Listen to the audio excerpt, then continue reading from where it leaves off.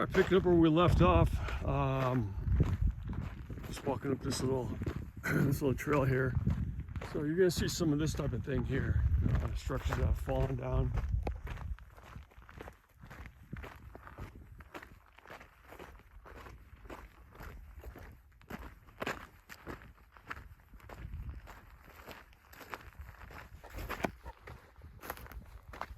And there's all kinds of this type of thing out here.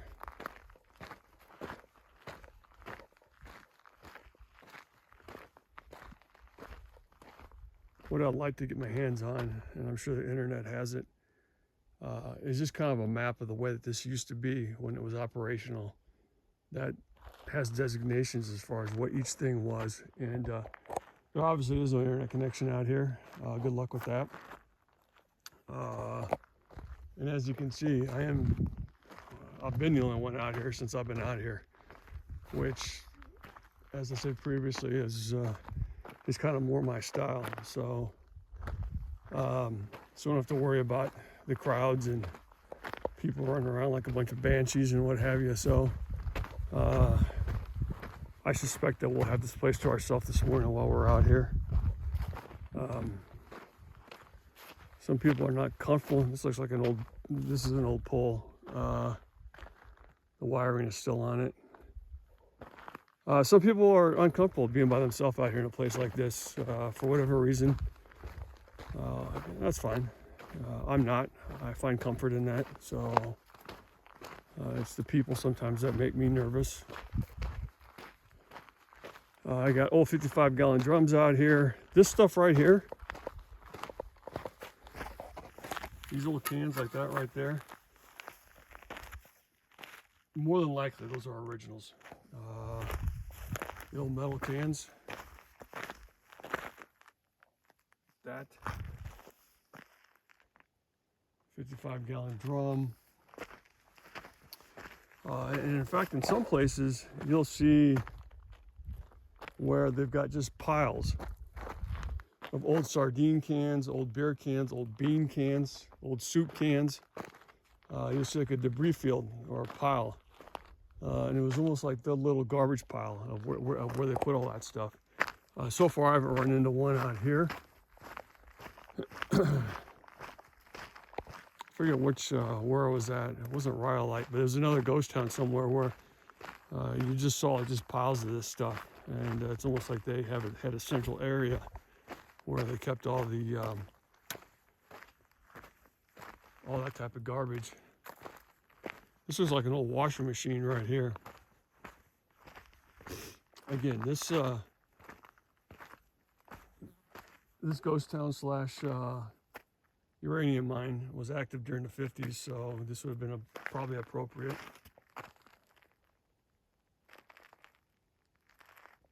Now, if I were to see something like this in mining operations from the early 1800s, I'd be calling BS on that. But this is, I'm sure this right here was actually part of this when it was active out here. Okay, again, more wooden structure that has seen better days.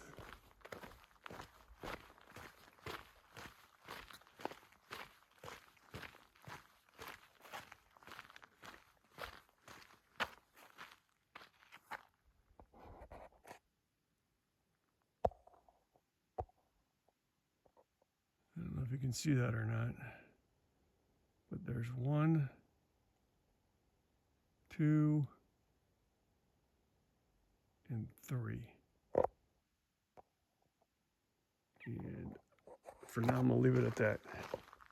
Okay, as we continue back down towards these cabins here,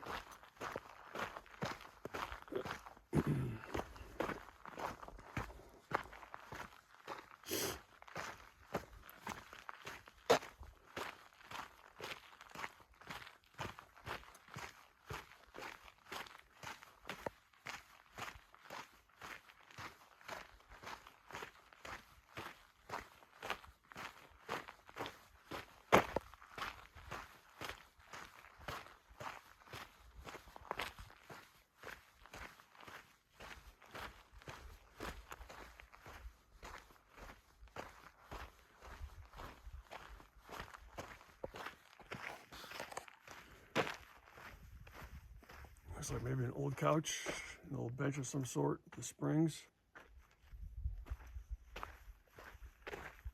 And we've been down this area before, but this is heading back down Main Street here.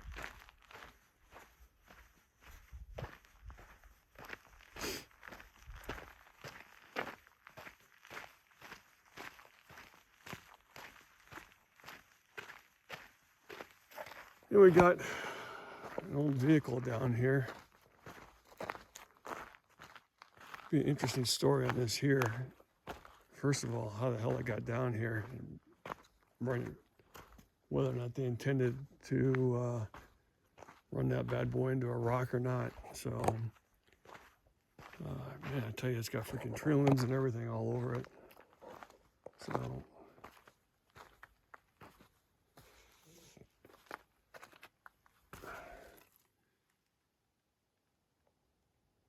still has the engine in it, the motor. And I know there's a difference between an engine and a motor. I just can't think like that right now.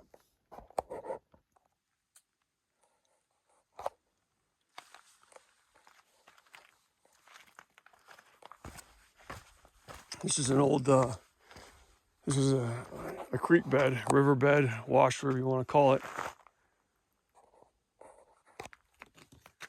And I don't know if during the active rainy season, if this thing fills with water or not. I know getting out here, there was a number of washes that I had to go through, some of which already had a little bit of standing water in there. So when it started raining last night, I started thinking about that because I have to go back over those things to get out of here today. So like I said in the previous video, the last thing you want to do is get caught on the wrong side of that. This particular mine here, to my knowledge,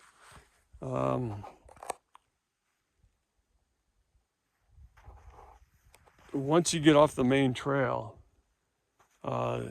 this mine is on a spur trail, and I don't think that you can get out the other direction. I think you have to go back down that spur trail, which takes you across a couple of different washes, and to get back out of here. So I don't know if there's anything else up here or not. So let's go up and take a look at this and see. Again, I haven't done any looking before this video, so you are walking through this with me for the very first time. But actually, as I continue to walk through this, I keep looking up into the hills to see if I can see any shafts. And like I said, I've already seen a couple. And I think that sign, if I remember right, the sign that I took video of earlier, that kind of gives you a description of this area. I think it said that there's three main ones, and then there's a number of other ones. And the three main shafts are fairly, they're easy to spot if you just stand here and look up into the hills. The other ones, I'd be interested in knowing where those are at, because I think some of those, from my understanding, the main ones are sealed, but the other ones are maybe not. Regardless, I'm not going to preach to anybody about the dangers of going into an open mine shaft. I'm not going to do that.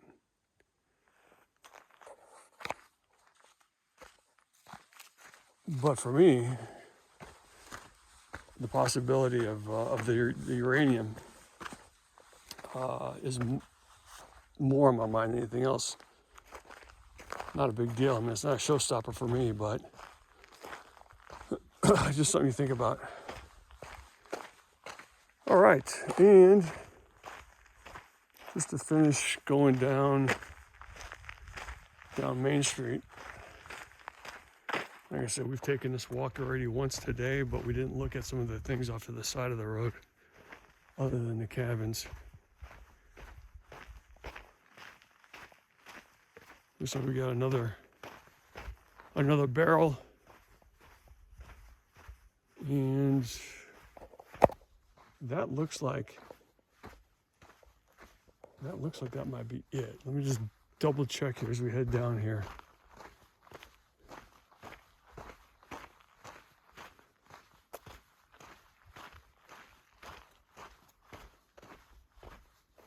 All right.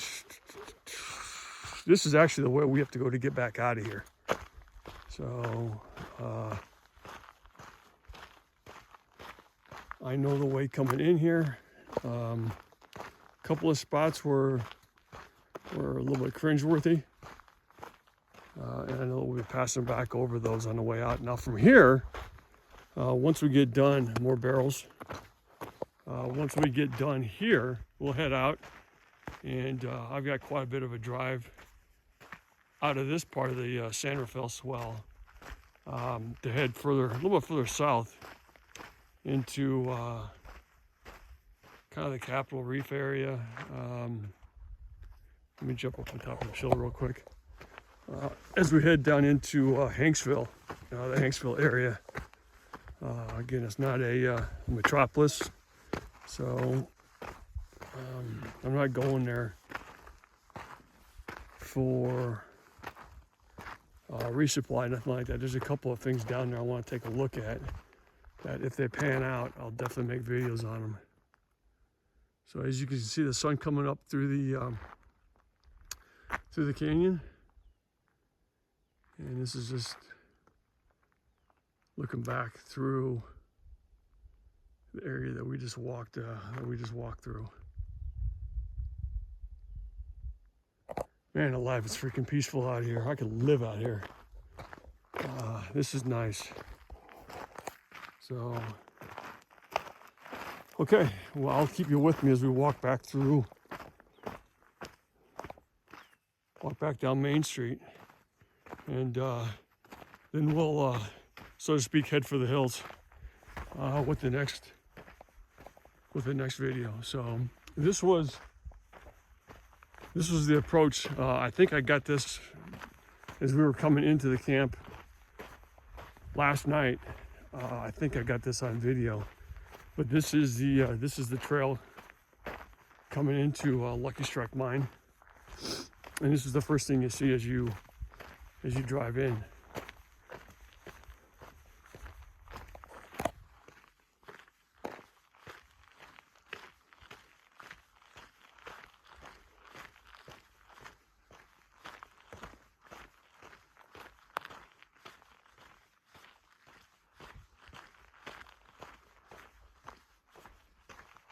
Neat little ghost town. So this is cool. So I'll be hitting quite a few more of these. Probably not while I'm in Utah unless I come across one. So the cool thing is you look at a map and you see a little speck on the map and you take a look at that and it says whatever ghost town. And it's like, all right, cool. Let me go take a look at that. Sometimes it works out well.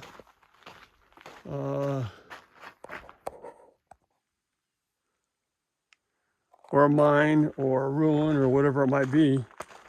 Sometimes it's worth it to go out of your way to take a look at it. Sometimes, as with the Yellow Cat mine that I went to, and I think it was Radcliffe, which is pretty much right next to it. Those were both sealed up tight.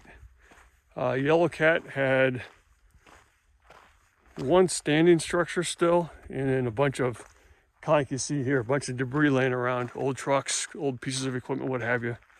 So, okay, cool. That takes care of this part of the quote-unquote production. So this is the ground part. I'm gonna head up. Into the hills here, and let me grab some stuff, and then we'll start making our trek up there. All right, I'll be back with you in just a little bit.